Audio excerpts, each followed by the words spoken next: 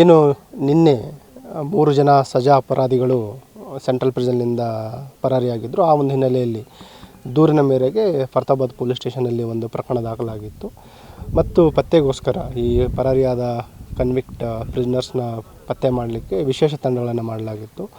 ನಗರ police ವತಿಯಿಂದ ಮತ್ತು ವಲಯ ಈಶಾನ್ಯ ವಲಯ ವತಿಯಿಂದ DIG ಮತ್ತು SP ಬೀದರ್, SP ಗುಲ್ಬರ್ಗ ಮತ್ತು ಸುತ್ತಮುತ್ತಲಿನ ಜಿಲ್ಲೆಯವರಿಗೂ ಕೂಡ ನಾವು ಅಲರ್ಟ್ ಮೆಸೇಜ್ಗಳನ್ನು ಕಳುಹಿಸಿ ವಿಶೇಷ ಮಲ್ಟಿಪಲ್ ಟೀಮ್ಸ್ಗಳನ್ನು ಮಾಡಲಾಗಿತ್ತು.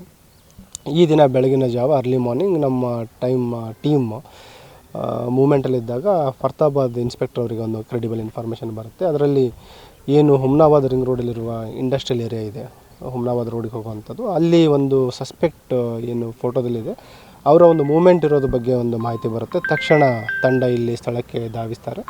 ಬಂದು ನೋಡಿದಾಗ ಏನು ಒಬ್ಬನು ಸಜಾ ಅಪರಾಧಿ ಇದ್ದಾನೆ, ಸಂತೋಷ್ ಬಸಪ್ಪ ಮೇತ್ರೆ ಅಂತ, ಅವನು ಓಡಿ ಹೋಗೋದು ನೋಡ್ತಾರೆ. ತಕ್ಷಣ ಅವನನ್ನು ಹಿಡಲಿಕ್ಕೆ ಬಂಧಿಸ್ಲಿಕ್ಕೆ ಹೋದಾಗ ಅವನು ಮಾರಣಾಂತಿಕ ಹಲ್ಲೆ ಮಾಡ್ತಾನೆ. ಅದರಲ್ಲಿ ಅವನ ಹಲ್ಲೆಯಲ್ಲಿ 2 ಜನ ಸಿಬ್ಬಂದಿಯವರು, ಕಲ್ಯಾಣಿ ಮತ್ತು ಪ್ರಕಾಶ್ ಅಂತ 2 ಪೊಲೀಸ್ ಸಿಬ್ಬಂದಿಯವರು ಗಾಯಗೊಂಡಿದ್ದಾರೆ. ಮತ್ತು ಅವನ ಹಲ್ಲೆ ಮುಂದುವರಿಸಿ ತಪ್ಪಿಸ್ಕೊಳ್ಳಿಕ್ಕೆ ಹೋದಾಗ ಒಂದು ಸುತ್ತು ಗಾಳಿಯಲ್ಲಿ ಫೈರ್ ಮಾಡಿದ್ದಾರೆ. ನಂತರನೂ ಕೂಡ ಅವನ ಹಲ್ಲೆ ಮುಂದುವರಿಸಿದಾಗ ಸೆಲ್ಫ್ ಡಿಫೆನ್ಸ್ಗೋಸ್ಕರ ಮತ್ತು ಇವನು ಮತ್ತೆ ತಲೆ ತಪ್ಪಿಸ್ಕೊಳ್ಬಾರ್ದು ಅಂತಂದು ಹೇಳಿ ಅವನ ಮೇಲೆ ಫೈರ್ ಮಾಡಿದ್ದಾರೆ.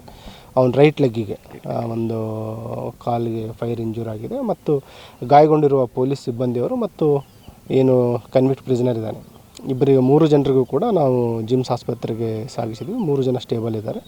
ಇದಕ್ಕೂ ಕೂಡ ಪ್ರತ್ಯೇಕವಾಗಿ ಒಂದು ಪ್ರಕರಣ ದಾಖಲು ಮಾಡಿಕೊಂಡು ತನಿಖೆನ ಮಾಡ್ತೀವಿ.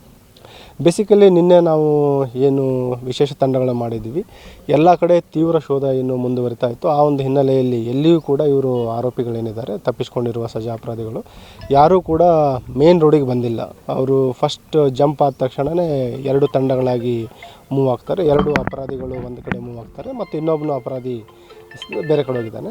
ಇವರು ಇಬ್ಬರಲ್ಲಿಯೂ ಕೂಡ ಮತ್ತೆ ಸ್ಪ್ಲಿಟ್ ಆಗಿ 3 ಜನ ಒಬ್ಬಂಟಿಯಾಗಿ ಮೂವ್ಮೆಂಟ್ ಆಗ್ತಾ ಇದ್ದಾರೆ. ಹೆಚ್ಚಿನದಾಗಿ ಅವರು ಏನು ಕೃಷಿ ಪ್ರದೇಶ ಇದೆ, ಅಗ್ರಿಕಲ್ಚರ್ ಲ್ಯಾಂಡು ಮತ್ತು ಹೊಲದಲ್ಲಿ ಅವರು ಮೂವ್ಮೆಂಟ್ ಆಗ್ತಾಯಿದೆ.